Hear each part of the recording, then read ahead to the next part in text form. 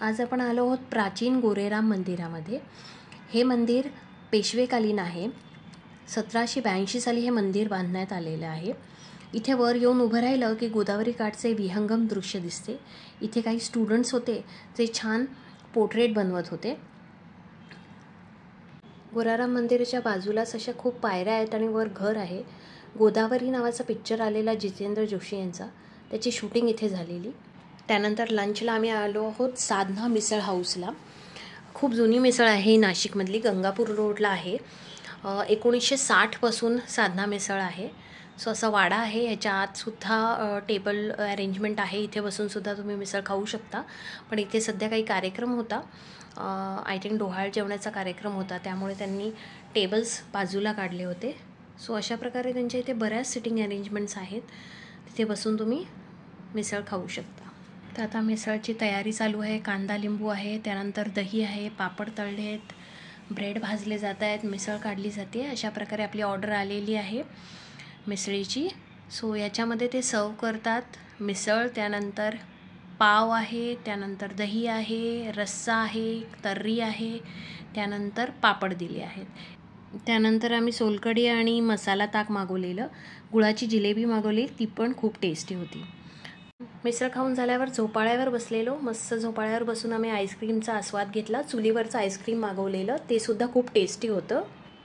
लहान मुलांसाठी बऱ्याच गोष्टी आहेत तिथे एंटरटेनमेंटसाठी। एक छान पपेट शो होता तिथे।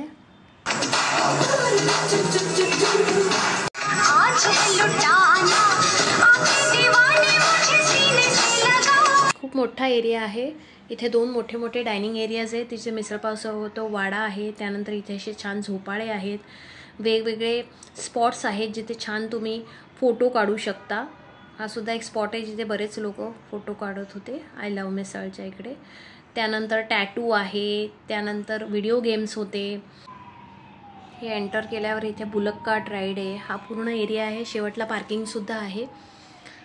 सो इथे बैलगाडी राईड आहे, वर झिपलाईन आहे। सो सायकलवर बसून आपण त्या झिपलाईनवरनं जातो।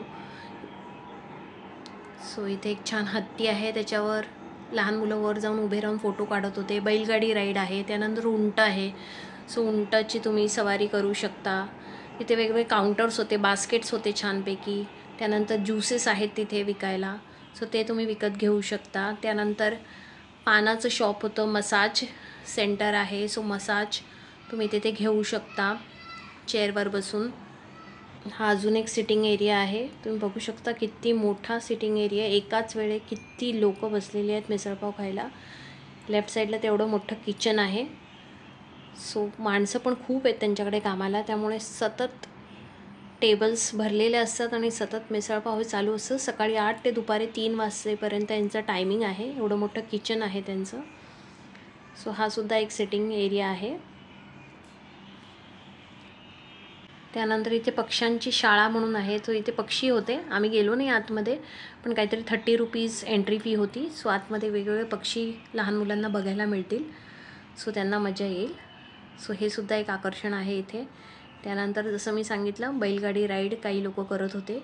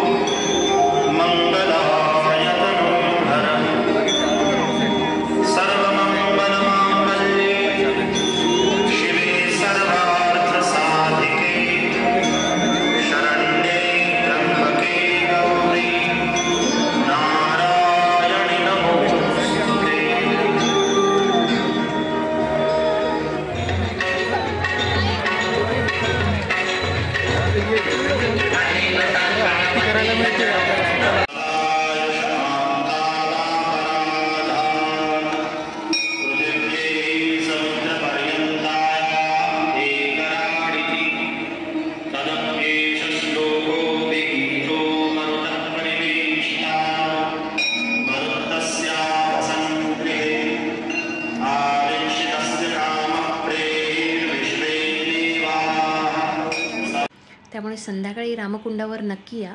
6:30 वाजता दुतोंड्या मारुतीच्या बाजूला आरती असते आणि 7 वाजता ही आरती असते। दोन्ही आरत्या करून मन खूप प्रसन्न झालं। आरती झाल्यावर बराच वेळ आम्ही रामकुंडावर होतो. प्रत्येकाला प्रयागराजला जायला जमलं नाही यावर्षी, त्यामुळे आम्ही विचार केला ॲटलिस्ट नाशिक आणि त्र्यंबकेश्वरला तरी आपण जाऊन येऊया. रामकुंडावरच एक खूप जुनं असं मंदिर आहे, नारोशंकर महादेव मंदिर. हे सुद्धा नक्की पहा, खूप सुंदर आहे, जुनं मंदिर आहे आणि खूपच मोठं मंदिर आहे. सो रात्री आम्ही त्याचंसुद्धा दर्शन घेतलं आणि मग आम्ही हॉटेलला गेलो.